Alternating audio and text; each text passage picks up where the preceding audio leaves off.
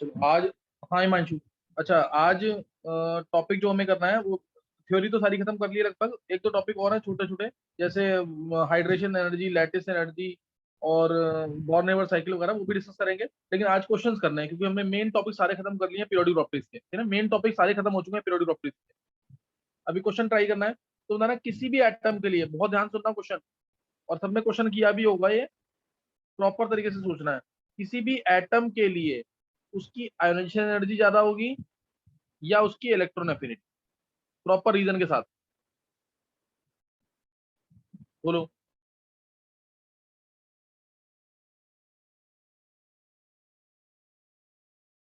Sir ionization energy.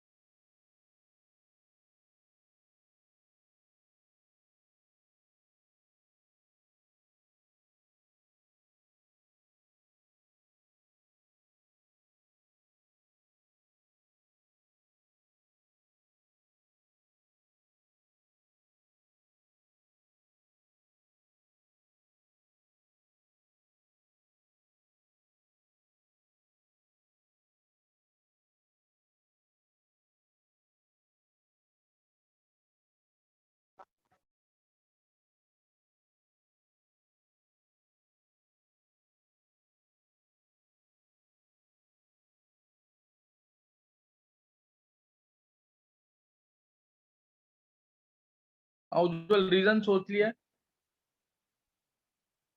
उज्जवल sir 2 seconds.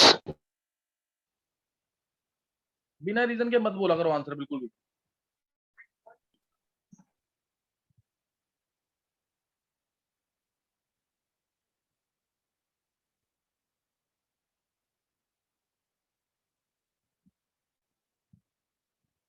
Sir सोच लिया। बोल उज्जवल। सर एक एटम की जो आयनाइजेशन एनर्जी, जो इलेक्ट्रॉन अफिनिटी होती है, वो उसके एनायन के आयनाइजेशन एनर्जी के इक्वल होती है। सर उसके एनायन में से अगर हम एक इलेक्ट्रॉन निकालेंगे तो मान लो सर IE1 इन एनर्जी निकली। उसके बाद सर अगर हम उससे एक और इलेक्ट्रॉन निकालेंगे तो हमें ज्यादा एनर्जी देनी पड़ेगी, इसलिए सर I2 ग्रेटर होगी। इसलिए sir ionization energy of atom greater होगी इलेक्ट्रॉन अफिनिटी से। सही है, थोड़ा सा कंफ्यूजन में बोल रहा है। देखो सर, बहुत सिंपल सा रीजन है। आयनाइजेशन एनर्जी किसी भी एटम की, आयनाइजेशन एनर्जी किसी भी एटम की ज्यादा होती है किससे? उसकी इलेक्ट्रॉन एफिनिटी से। और कोई 12th वाला बच्चा आंसर करेगा इसका? आयोनाइजेशन एनर्जी किसी भी एटम की उसकी इलेक्ट्रॉन एफिनिटी से क्या होगी? ज्यादा होगी। और कौन एक्सप्लेन करेगा? सही है इसका उज्जवल का। और कौन एक्सप्लेन करेगा?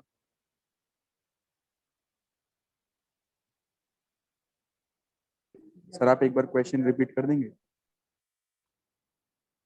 क्वेश्चन वेदांत ये है, आयोनाइजेशन एनर्जी और इलेक्ट्रॉन एफिनिटी में से कौन सी वैल्यू ज्यादा होगी किसी भी एटम के लिए?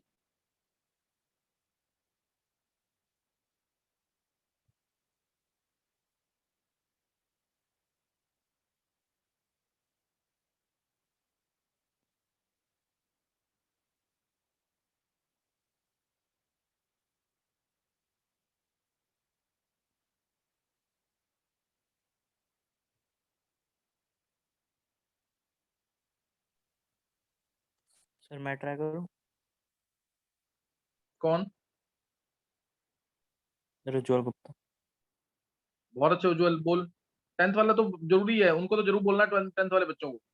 हाँ बोल उज्जवल। सर हम जब भी आयनाइजेशन एनर्जी की बात करते हैं तो हम किसी भी कंपाउंड में एटम्स के ब्रेक करने की बात करते हैं, तो पहले तो हमको कंपाउंड में एटम्स के ब्रेक करने के लिए भी एनर्जी चाहिए होगी, और फिर इलेक्ट्रॉन को शेल में से निकालने की भी एनर्जी चाहिए होगी। और सर इलेक्ट्रॉन एफिनिटी में हमें एनर्जी बल्कि एक्स्ट्रा निकलती है, तो फिर उससे वो अपनी स्टेबिलिटी डुप्लेट में भी उसके नियर पहुंच जाता है। नहीं नहीं नहीं उज्जवल, ये लाइन तो तुम्हें याद है ना, बहुत इंपॉर्टेंट लाइन है ये। कि आयनाइजेशन एनर्जी किसी भी एटम की हमेशा ज्यादा होगी उसकी इलेक्ट्रॉन एफिनिटी।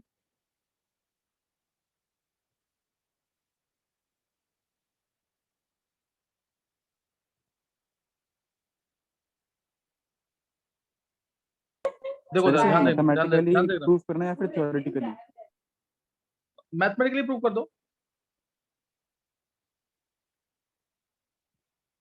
यस सर, वो तो हो गया। हो गया। हाँ बोल वेदांत। सर आयनाइजेशन एनर्जी किसी भी एटम की उसके एनायन से ज्यादा ही होगी। बिल्कुल सही है। और सर एनायन की आयनाइजेशन एनर्जी उस एटम की इलेक्ट्रॉन एफिनिटी के बराबर होगी। बिल्कुल सही, परफेक्ट आंसर है, एक लाइन में आंसर बोला है, बहुत सिंपल तरीके से और बहुत अच्छे तरीके से। देख Ujjwal, ionization energy of yes sir. कोई भी एटम मान लिया मैंने A, ionization energy of A will be greater than ionization energy of A minus, ये तो होता है हमेशा, ये होगा कि नहीं? यस और sir. Ionization energy of A minus का मतलब क्या है कि ए प्लस इलेक्ट्रॉन, इसका मतलब क्या है कि जो आयनाइजेशन एनर्जी है ए माइनस की वो इलेक्ट्रॉन एफिनिटी के इक्वल होगी मैग्नीट्यूड में। हो गया yes proof, sir. Ionization is greater than electron affinity of क्या आ गया ए। नहीं समझ आया, हो तो गया प्रूफ, समझ आ गया कि नहीं है? ये तो बता रखा है यस ना, सर। तो ये चीज हम इसी को यूज करना है बस। और अगर तुम्हें कंसेप्ट वाइज चाहिए तो ये चीज ले लो एक बार समझने के लिए। मान लो मैंने ले लिया एटम लिथियम, ले लिया एटम, तब वो लिथियम एटम लिया, 2 इलेक्ट्रॉन है और ये 1 इलेक्ट्रॉन है ना। जब इस वैलेंस इलेक्ट्रॉन को बाहर निकलना है, जब इस वैलेंस इलेक्ट्रॉन को बाहर निकलना है तो न्यूक्लियस के 3 प्रोटॉन इसको खींच रहे हैं और 2 इलेक्ट्रॉन रिपेल कर रहे हैं।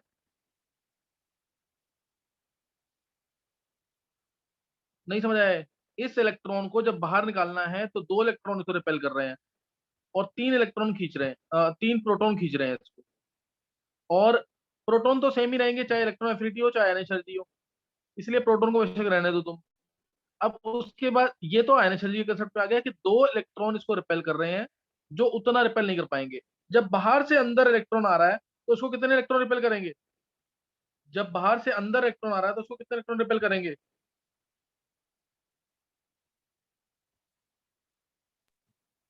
इस सर इलेक्ट 3। हाँ 3 इलेक्ट्रॉन रिपेल करेंगे ना, तो रिपल्शन ज्यादा है तो आने में थोड़ी दिक्कत आएगी कि नहीं? Yes sir. आने में दिक्कत आ रही है तो इलेक्ट्रॉन एफिनिटी कम हो गई। और रिपेल कितने कर रहे थे? सिर्फ 2 ही रिपेल कर रहे थे। रिपेल तो 2 ही कर रहे हैं ना, रिपेल जब 2 कर रहे हैं इसका मतलब क्या है, रिपल्शन कम है, रिपल्शन कम है तो हमें थोड़ा ज्यादा हीट देना पड़ेगा इलेक्ट्रॉन को निकालने के लिए। नहीं समझ आ रही बात अब भी? सर आ गई। हाँ, या फिर इसको मैथमेटिकली दोबारा देखें तो जेड इफेक्टिव जो है ऑन से this is new electron, on new electron is less than Z effective on valence electron.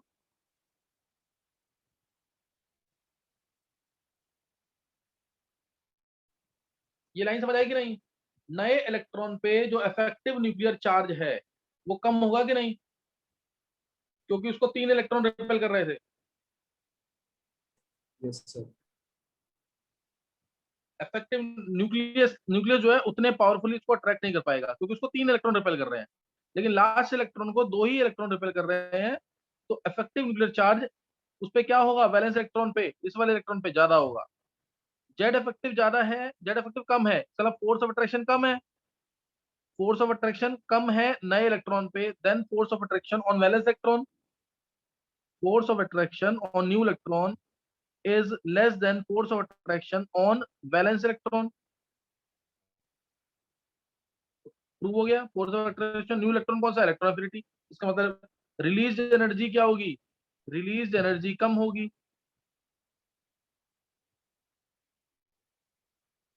नहीं समझ आई बात? Release energy is less than absorbed energy या रिक्वायर्ड एनर्जी। 3 तरीके से समझा दिया मैंने, नहीं क्लियर हुआ क्वेश्चन ये?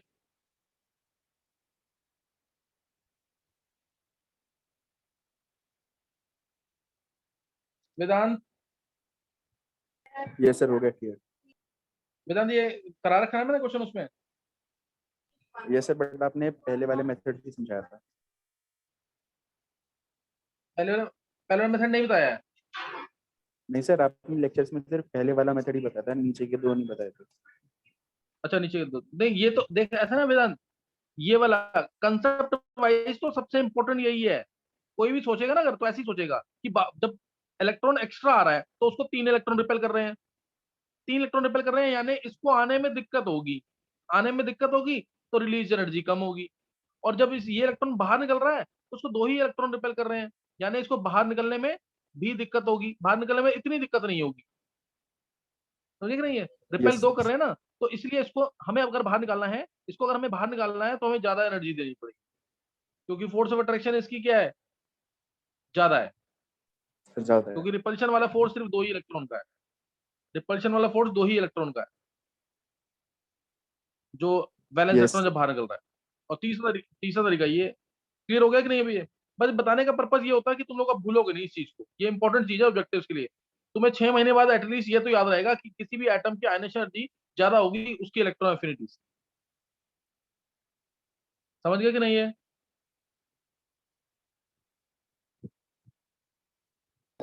Yes sir. आज क्वेश्चन ही करने हैं, क्वेश्चन ही कराऊंगा, कोई थ्योरी नहीं होगी अभी। थ्योरी कल तुम लोगों ने वो पढ़ लिया सारा। अच्छा उज्जवल जल्दी से, उज्जवल शर्मा, यस सर। उज्जवल मेरे को बिना कॉपी में देखे जल्दी से तेरे को बोलना है, ट्रिक बता एम्फोटेरिक एलिमेंट्स। सुनो जनाब अली, वे सब पंजाबी मन से गाते हैं और ऐश करते हैं, मन से गाते हैं ऐश करते हैं। हाँ ये और वर्ड यूज कर लेगा गड़बड़ हो जाएगी सारी। समझ गए कि नहीं? सुनो यानी एस एन आ गया, जेड एन आ गया, बीई आ गया, ए एल आ गया, सुनो जनाब अली बन गया।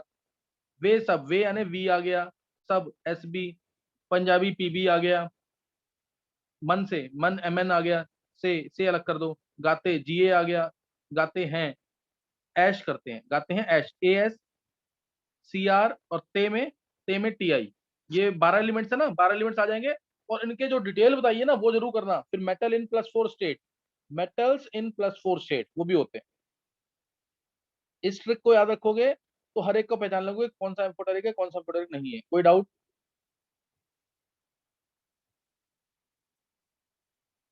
किसी बच्चे को कोई डाउट?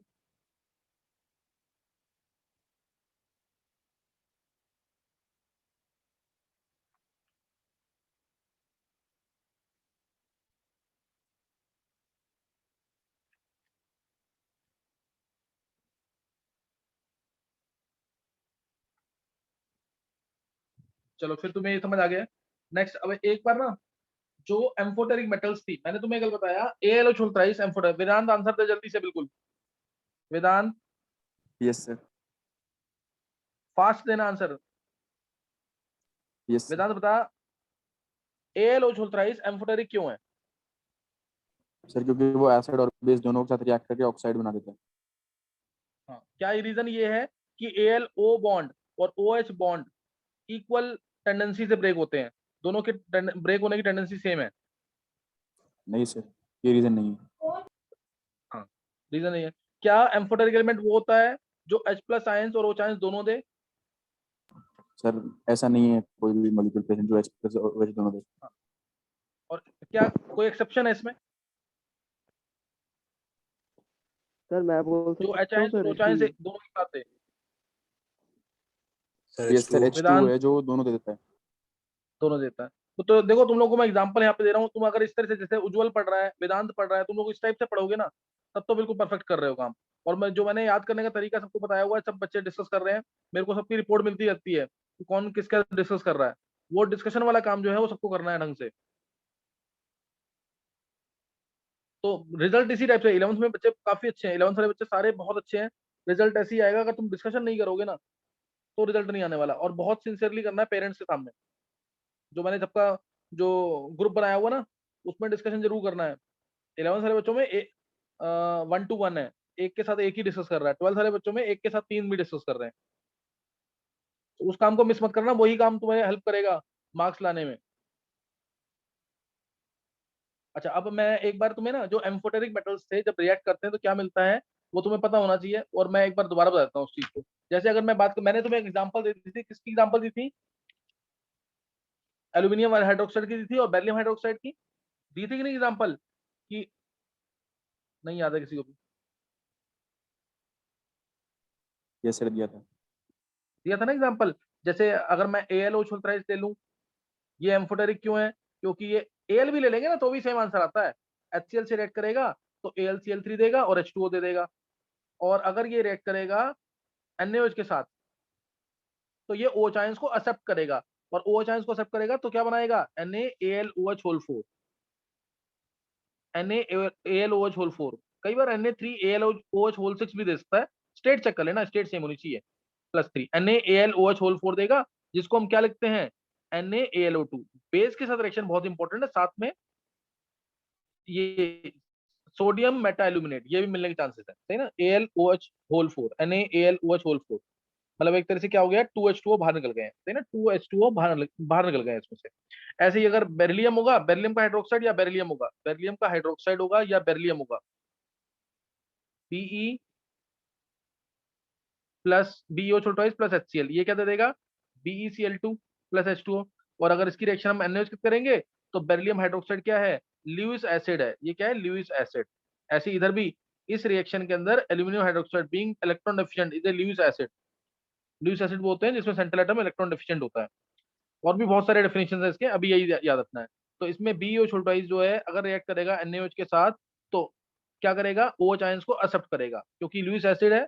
अगर बेस होता है तो OH आयंस देता है, एसिड होता है तो वो OH आयंस को एक्सेप्ट भी कर सकता है। एसिड होता है, अगर लुईस एसिड होता है तो OH आयंस में O के लोन पेयर को एक्सेप्ट भी कर सकता है। तो इसलिए आंसर क्या आ जाएगा? स्टेट सेम रहनी चाहिए, Na2BeOH4। BeOH4 Na2BeOH4, जिसको मैं लिख सकता हूँ सोडियम बेरिलेट इस तरीके से, Na2BeO2। Na2BeO2 दोनों पॉसिबिलिटीज हो सकती हैं, सही ना? दोनों पॉसिबिलिटीज हो सकती हैं। और यहाँ पे कोऑर्डिनेशन नंबर जो है बेरिलियम का 4 शो किया मैंने। बेरिलियम के साथ बड़े ब्रैकेट के अंदर जो भी चीज होती है उससे हम कोऑर्डिनेशन नंबर निकालते हैं। सेंट्रल एटम के अलावा जितने भी एटम्स अटैच्ड हैं, ग्रुप्स अटैच्ड हैं, उसे बोलेंगे कोऑर्डिनेशन नंबर। जैसे ऊपर एल्यूमिनियम का भी कोऑर्डिनेशन नंबर कितना है? 4। अगर मैं लिख दूंगा Na3AlOH6 तो एल्यूमिनियम का कोऑर्डिनेशन नंबर कितना है? अब 6 है, सही ना? तो ये पता होना चाहिए तुम्हें। बहुत डिटेल में कोऑर्डिनेशन नंबर का टॉपिक भी, लेकिन अभी जितना बताया इतना करना है। ये बेरिलियम का हाइड्रोक्साइड भी एम्फोटेरिक है, इसलिए एसिड से और बेस से दोनों से रिएक्ट कर रहा है। सारी रिएक्शन तुमने 10 से पढ़ी हुई हैं। ऐसे ही अगर जिंक आता है, ZnOH या जिंक 2 प्लस आयंस या जिंक HCl से रिएक्ट करेगा तो क्या दे देगा? ZnCl2 plus H2O। और ZnOH अगर रिएक्ट करेगा NaOH के साथ, Na से रिएक्ट करेगा तो Na2ZnO2। Na2 वही मिलेगा, Na2ZnOH4। जैसे बेरिलियम के अंदर आंसर आया है ऐसे ही इसके अंदर आंसर आएगा सोडियम जिंकेट। क्या आंसर आ जाएगा? Sodium zincate. या तुम ये भी लिख सकते हो Na2ZnOH4, Na2ZnOH4। ये है सोडियम जिंकेट। सिमिलरली रिएक्शन अगर टिन के साथ होगी या टिन हाइड्रोक्साइड के साथ होगी या टिन ऑक्साइड के साथ होगी, +2 स्टेट में HCl की रिएक्शन होगी तो क्या मिल जाएगा? SnCl2 plus H2O। और अगर रिएक्शन होगी NaOH के साथ तो अब ये टिन हाइड्रोक्साइड काम करेगा लुईस एसिड का, और OH आयंस को एक्सेप्ट करेगा। OH आयंस को एक्सेप्ट करेगा, Na2SnOH4 मिलेगा, Na2SnOH4 मिलेगा या Na2SnO2, है ना? ये मिल जाएगा सोडियम स्टेनाइट। और ऐसे ही PbOH से करेगा तो सेम आंसर। HCl से PbCl2 और NaOH के साथ को डाउट कोई? ये सारी रिएक्शन कर लोगे ना ढंग से?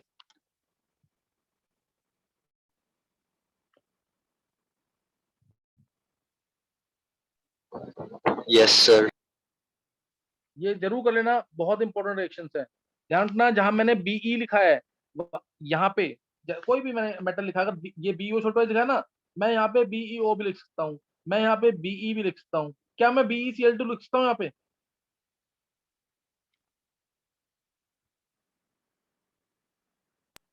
No sir. बच्चे में ऐसे लिख सकते हैं BCl2 में NaOH डाला तो BO छोटा H तो बन जाएगा, Cl हट के O चांस, Cl नेगेटिव हट जाएगा, O चांस आ जाएंगे। सर बट BeCl2 HCl के साथ तो नहीं करेगा। एक मिनट, हाँ HCl से नहीं करेगा वो, मैं NaOH की बात कर रहा हूँ अभी, सिर्फ NaOH की। NaOH की रिएक्शन इंपॉर्टेंट है, HCl रिएक्शन कम इंपॉर्टेंट है। जैसे मैं एल्यूमिनियम लिख रहा हूँ, Al लिख सकता हूँ मैं, Al2O3 लिख सकता हूँ, AlO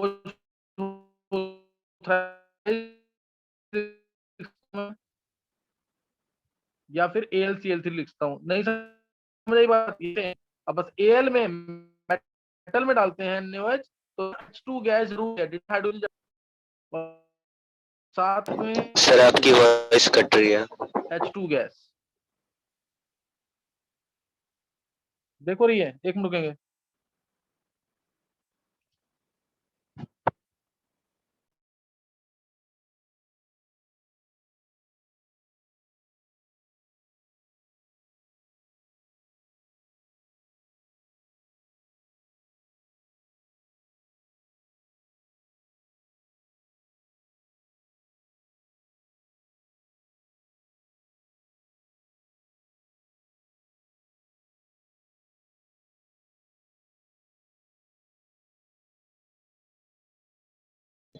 सर आ रही है। चलो ये ध्यान रखना, अगर मान लो अगर मैं एग्जांपल ले लूं CrCl3, ये क्या देगा NaOH के साथ?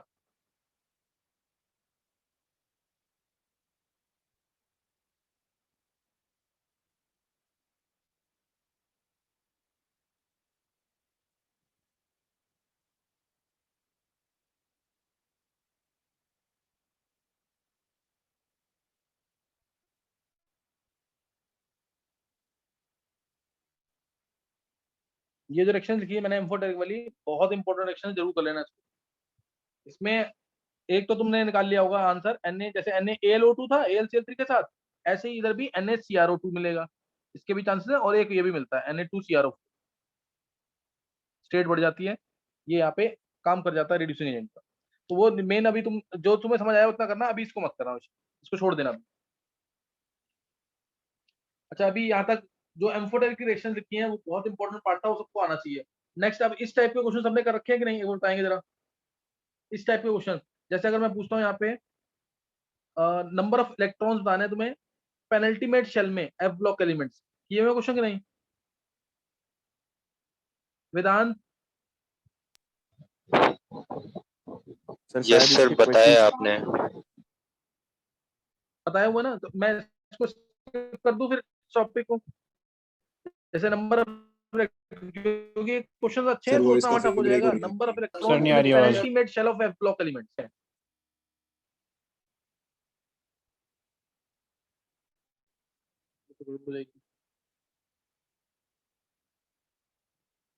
ये सर अभी क्लियर है। क्लियर है, चलो बता देना, देखते हैं कोई दिक्कत ना आए ज्यादा। अच्छा, अभी ये वाले क्वेश्चंस किए हुए हैं मैंने, तुम दोबारा बोला जैसे maximum of electrons in outermost shell of sp d and f subshell, ये किए हैं ना ऐसे question?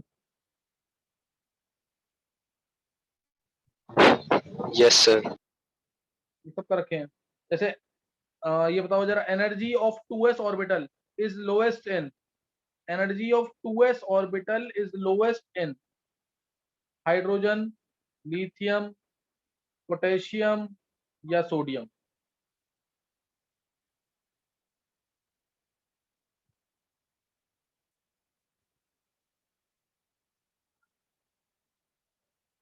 Sir energy of 2s orbital is lowest इन,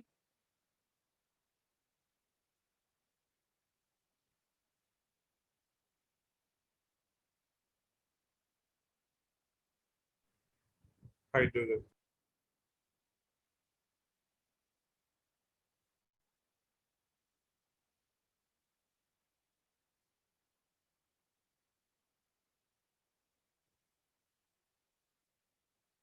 निकाल लिया है? Yes sir. क्या आएगा उज्जवल, बता। Sir hydrogen. रीजन? सर क्योंकि उसका जेड इफेक्टिव कम होता है। जेड इफेक्टिव कम है। जेड इफेक्टिव कम है मतलब सर तो एनर्जी न्यूक्लियर क्या होगी? चार्ज कम होता है बाकी सबके कंपैरिजन में। एनर्जी पूछी मैंने, एनर्जी क्या होती है? -13.6 Z square by N square.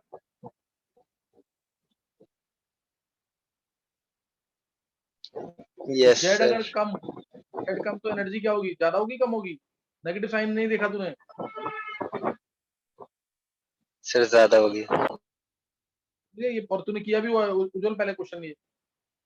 तो इसमें energy of 2s will be lowest in potassium. Arrange करना है तो अरेंज भी कर सकते हो उसको तुम, अगर अरेंज करना है तो अरेंज भी कर सकते हो उसे। क्या होगा अरेंजमेंट, बताया Ujjwal? Sir potassium, sodium, lithium, hydrogen. Clear है कि नहीं है क्वेश्चन? देखो पोटेशियम सिंपल भी तरीके से सोचोगे तो पोटेशियम में 19 प्रोटॉन्स हैं। 19 प्रोटॉन्स हैं तो फोर्स ऑफ अट्रैक्शन ज्यादा, फोर्स ऑफ अट्रैक्शन ज्यादा सेकंड शेल के लिए, सेकंड 2s शेल के लिए फोर्स ऑफ अट्रैक्शन ज्यादा होगा तो एनर्जी क्या हो जाएगी? कम हो जाएगी।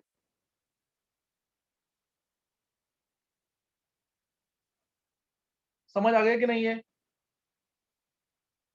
सर हमें इसके लिए जेड इफेक्टिव निकालना था शील्डिंग इफेक्ट से। हाँ, जेड इफेक्टिव निकालना, चिल्ली इफेक्ट तो उसकी जरूरत नहीं है ना, वो तो जिसका जेड ज्यादा है उसका जेड इफेक्टिव ज्यादा ही आएगा, स्लेटर्स रूल।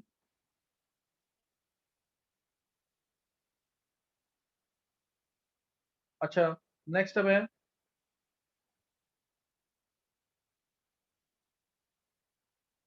नेक्स्ट बताओ तुम। अ, चलो, हाईएस्ट इलेक्ट्रॉन एफिनिटी किसकी होगी? Be plus,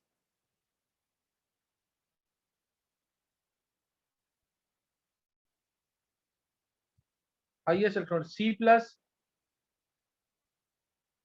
N plus, F plus. Highest electron affinity, highest electron affinity किसकी इन चारों में से?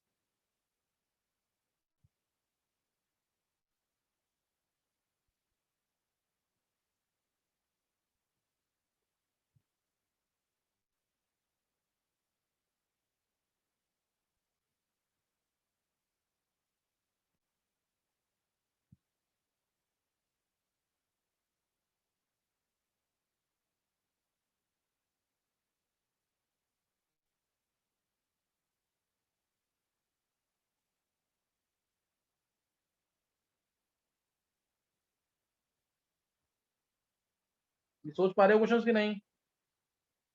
उज्जवल शर्मा का आंसर आ गया है, चलो और कोई बच्चा?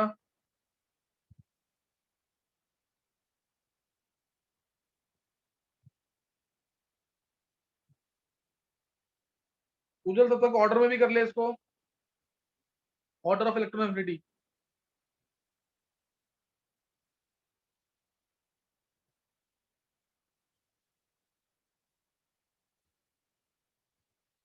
हिमांशु एक्सप्लेन कर जरा, हिमांशु। सर मैंने फील्ड वाइज तरीके से करके देखा। अरेंज करना है इसको, किस वजह से है ये? नहीं, मैक्सिमम बच्चों को गलत आंसर है। हिमांशु बता क्यों है? सर कि हम लेफ्ट राइट जा रहे हैं ग्रुप अर्नब, में, सॉरी पीरियड नहीं में। इससे नहीं, तो उससे क्या होगा फिर? डिक्रीज होगी ना वो। लेफ्ट टू राइट में तो इंक्रीज होती है ना। Sorry sir increase. वेदांत का answer B plus. Nishi, Nidhi, answer बोलो। हिमांशु जब तक प्रॉपर रीजन, बिल्कुल तेरे को कॉन्फिडेंस ना हो ना आंसर देने में, तब तक नहीं देना आंसर। ऐसे जबरदस्ती आंसर दोगे कोई यूज नहीं है उसका।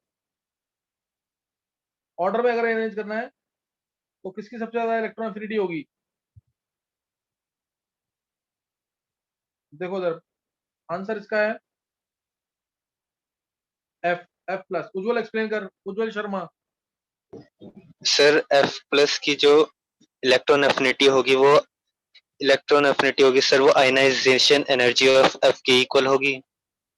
बिल्कुल सही है। सर वैसे ही कंपेयर कर लिया सर, कैटायन की electron affinity ionization energy of atom के इक्वल होती है। F gives F plus plus electron, ये है।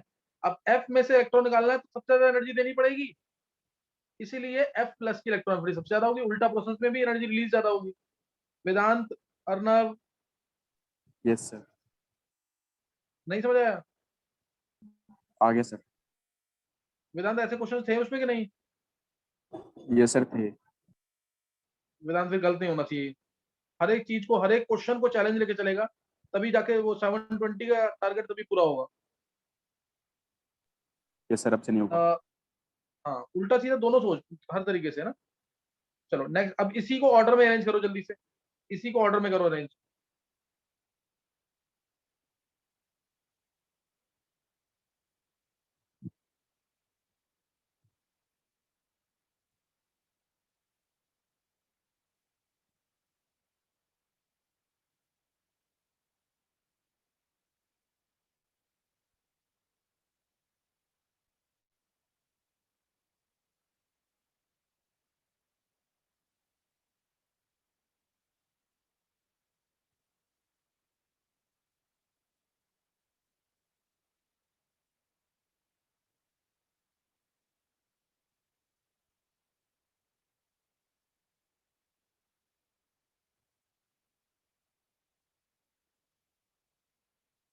गर्व, यस सर।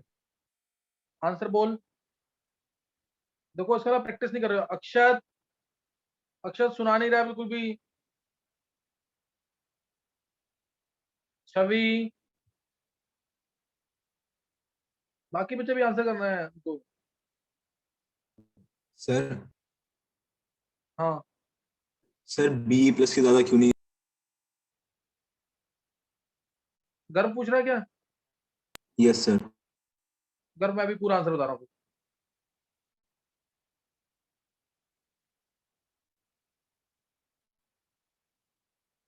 देखो उधर, वेदांत एक्सप्लेन कर सकता है? वेदांत, यस सर। हाँ वेदांत एक्सप्लेन कर। सर गर्व का डाउट एक्सप्लेन करना है। नहीं, गर्व का नहीं, पूरा क्वेश्चन एक्सप्लेन कर, उसका डाउट क्लियर हो जाएगा अपने आप। सर एफ में से हमें इलेक्ट्रॉन निकालने के लिए सबसे ज्यादा एनर्जी देनी पड़ेगी, इसलिए एफ प्लस की जो है बहुत अच्छे। वो इलेक्ट्रॉन एफिनिटी सबसे ज्यादा होगी। हाँ, F में से इलेक्ट्रॉन निकालने के लिए सबसे ज्यादा एनर्जी देनी पड़ेगी, इसलिए F प्लस की इलेक्ट्रॉनिटी सबसे ज्यादा होगी। फिर या फिर वेदांत एक लाइन में बोलेगा ना, तो इनके न्यूट्रल एटम्स को आयनेशन में अरेंज कर लो, beryllium, carbon, nitrogen, oxygen, fluorine. ये कर लेगा कि नहीं गर्व? Yes sir. क्या होगा ऑर्डर बोल जल्दी से, सर मैंने भी आयनाइजेशन लिखना बहुत एनर्जी। बार किया हुआ है। आयनेशन का ऑर्डर है इसका। सर सबसे ज्यादा तो एफ की होगी, हाँ फिर सर नाइट्रोजन की, हाँ, फिर सर बेरिलियम की। नहीं, गर्व अभी भी गलतियां कर रहा है। कार्बन फिर सर बेरिलियम, वो 2s2 है बेरिलियम भी ना? बोरोन से ज्यादा होगी, कार्बन से ज्यादा थोड़ी होगी। नहीं समझा? हाँ हाँ सर। ये किसका सही ऑर्डर, जल्दी से एक बार हैंड सेस करेंगे। FNCBE, order of ionization energy. Ujjwal Sharma, Anshita, Vedant Garg, Krishna, Kanishk, Nivritti, Abhishek, Himanshu, Arnav, इन सबका सही है। चलो, अब इसमें जब हमने इसके न्यूट्रल एटम को आयनेशन में अरेंज कर दिया, जब हमने न्यूट्रल एटम को आयनेशन, हाँ हिमांशु,